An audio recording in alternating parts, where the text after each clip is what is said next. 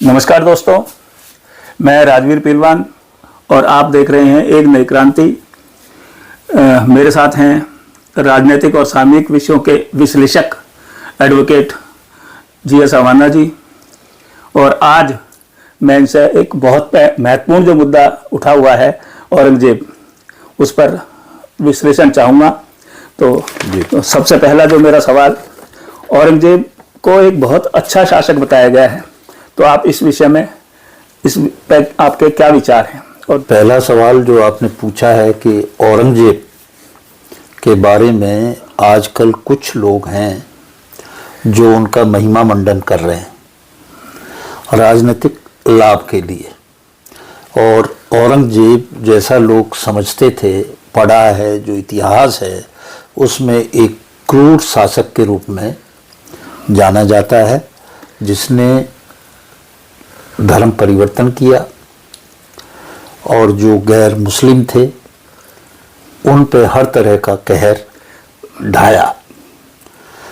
और लोग आज बताते हैं कि साहब वो तो बहुत ही अच्छा शासक था। तो इसके बारे में मैं आपको कुछ चीज़ें बताऊंगा। जैसे सबसे बड़ी बात, एक जो है जिजिया टैक्स होता था। तो जो जिजिया टैक्स था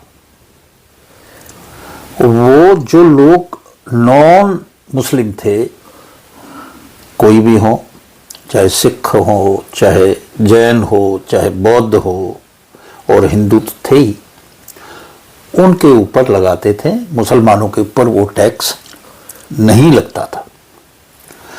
और इस टैक्स का मकसद ये था, और इसका जजिया का रेफरेंस जो मुस्लिम टेक्स्ट हैं उनमें है, हदीस में भी है, कि भाई आपने उनके ऊपर एक दबाव बनाना है जिससे कि वो अपना धर्म परिवर्तन करके इस्लाम की तरफ आ जाएं।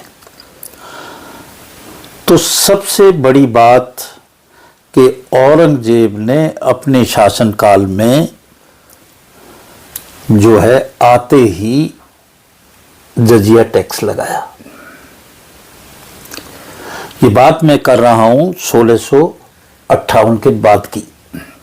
उसका शासन रहा 1658 से लेके 1707 तक औरंगजेब का। अब इस टैक्स के बारे में बताऊं, ये कोई साधारण टैक्स नहीं था। इसकी दो चार बातें मैं आपको विशेष रूप से बताऊंगा। पहली बात तो ये कि ये जो टैक्स था, ये इसके तीन अलग अलग जो है प्रकार थे। एक जो अमीर लोग थे, नॉन हिंदू थे, नॉन मुस्लिम थे। दूसरे जो मिडिल क्लास थे, उनके लिए अलग टैक्स।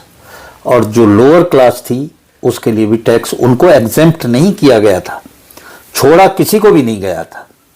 और इसके रेट बताऊंगा आपको पहलवान जी, तो आपको इसकी गंभीरता का पता पड़ेगा कि कितनी क्रूरता रही होगी उस समय में।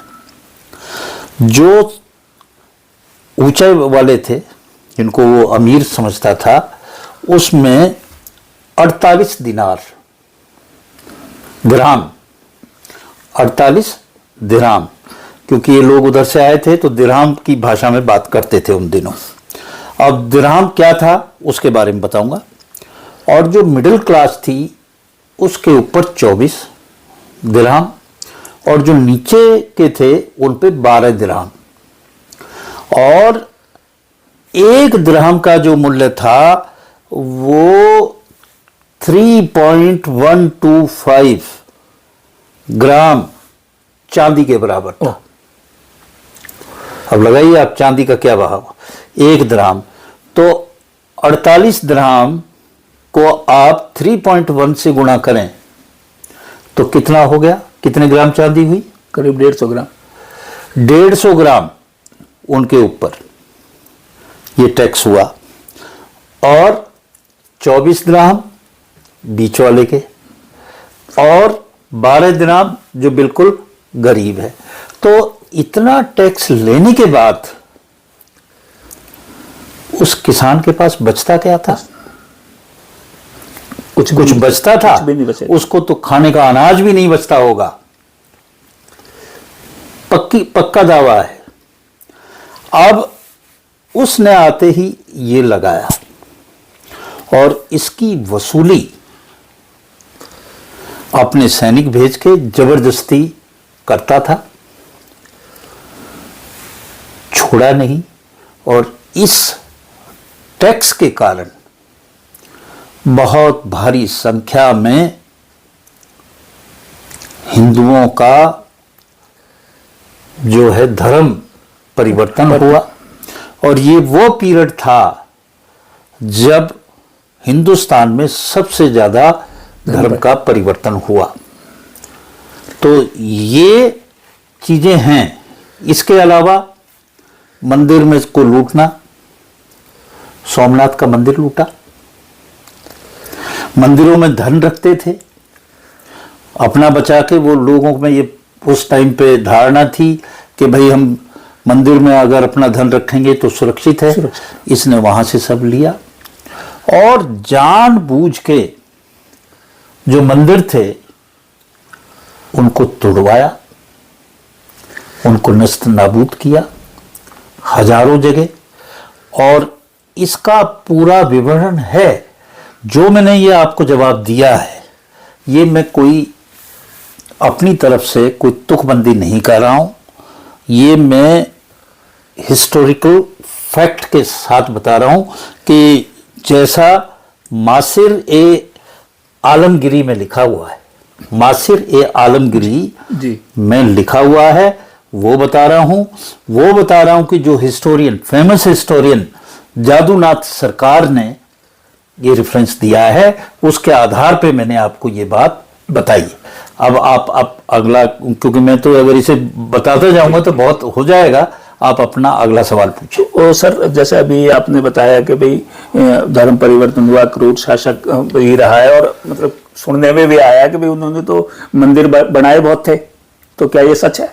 कोई मंदिर नहीं बनाया, ये सब बेकार की बातें हैं कि ये मंदिर बनाया तो फिर तोड़े क्यों थे? वही मतलब जो वो तोड़े क्यों थे?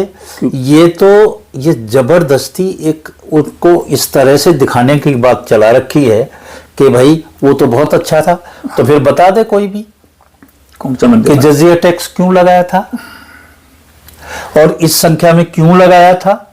अगर आप इस धर्म के खिलाफ नहीं थे तो फिर आपने ये सब कुछ क्यों किया था?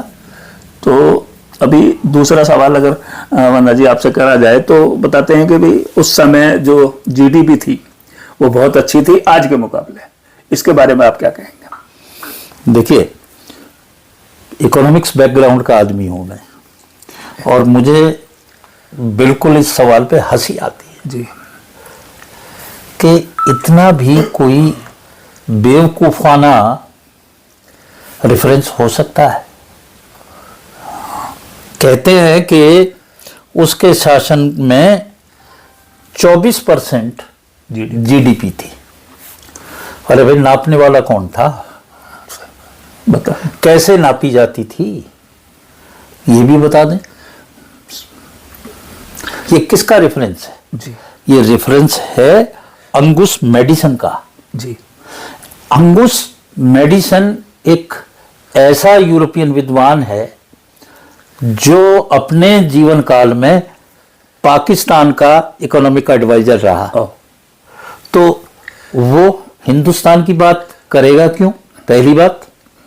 और दूसरी बात मैं बताऊं, चलो उस रेफरेंस को भी ले लो, तो उस एंगुस मेडिसन के रेफरेंस में आपने औरंगजेब देखा, आप उससे थोड़ा सा पहले भी जाके देखो, मुगल पीरियड से भी पहले जाके देखो। उस टाइम जो ग्रोथ बताई है वो 34% बताई है, उससे तो कम ही है। हाँ, अगर ये ही टूटे फूटी जो भी बातें हैं बिना विश्वास की अगर ये लें तो 34% तो उससे पहले भी थी। काहे की ग्रोथ? एक एग्रीकल्चर है, एग्रीकल्चर बेस्ड इकोनॉमी है, उसमें ये जरूरी आपने कहा कि हाँ 34% थी। 34% था क्या? 34% वो खून 24% जो भी वो करता था वो खून का खिंचा हुआ खून खींचा हुआ किसान था, उसका खून शक किया था, पी के वो लिया हुआ था, जैसा मैंने जजिया में बताया जो कर है, उससे उसने धन दौलत वो इकट्ठी की। सवाल ये है कि वो पैसा खर्च कहां किया? क्या वो लोगों के वेलफेयर के लिए खर्च किया गया? अगर लोगों के लिए वो वेलफेयर पे खर्च किया गया तो ये देख ले, इतिहास तो ये बताता है औरंगजेब का कि इसका जो भी ये जीडीपी थी, इसका जो मुख्य भाग था या तो मिलिट्री के ऊपर खर्च हो रहा था, आर्मी के ऊपर खर्च हो रहा था उसकी, या उसके ऐशो आराम पे। उसने, औरंगजेब ने कौन से पब्लिक के वेलफेयर के काम किए थे? कौन सी सड़कें बनवा दी थी? कौन सी सराएं बनवा दी थी? कौन सी लोगों के लिए हॉस्पिटल खुलवा दिए थे? कौन सा काम किया था ऐसा कि जो वेलफेयर की बात हो? वेलफेयर का कुछ भी बात नहीं थी, एक भी चीज ऐसी नहीं थी उसकी। तो ये जो चीजें बताई जा रही हैं ये बेबुनियाद हैं, इनका कोई तर्क नहीं है। इसको आज के संदर्भ में बात करना बिल्कुल ही उचित नहीं है।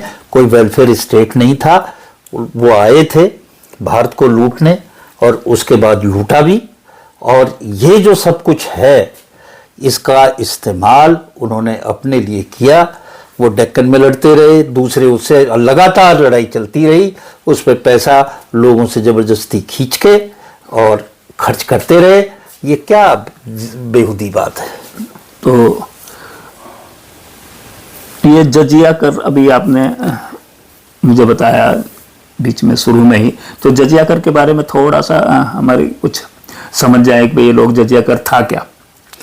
जजिया उस पे लगता था कि जो इस्लाम को नहीं मानता, अच्छा, उन लोगों पे, क्योंकि उन पे ऊपर एक दबाव बनाना था, प्रेशर करना था। ये केवल उनके ऊपर लगता था जो मुस्लिम नहीं है।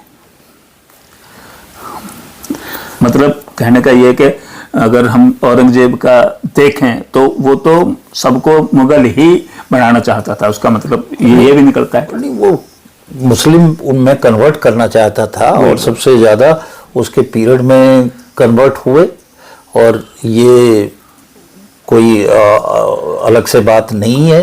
हाँ ठीक है, वो बड़ा धार्मिक आदमी रहा था और धर्म के नाम पे उसने अत्याचार किए, पर जो पब्लिक है उसने तो अत्याचार जो है वो झेले सहन किया। तो दोस्तों आपने देख लिया जो हकीकत थी औरंगजेब की, और आज हमारे अवाना साहब ने जो थी बिल्कुल मतलब जो तथ्य हैं, बिल्कुल फैक्ट जो हैं उन पे आधारित सारी बातें कही हैं, और हकीकत आप जान चुके हैं औरंगजेब की कि जो बताया जा रहा है जी बहुत अच्छे शासक थे, वो हकीकत आपके सामने खोल के रख दी है। धन्यवाद अवाना जी, आप सभी का शुक्रिया। बहुत जल्द नमस्कार। अगली वीडियो में मिलते हैं। नमस्कार।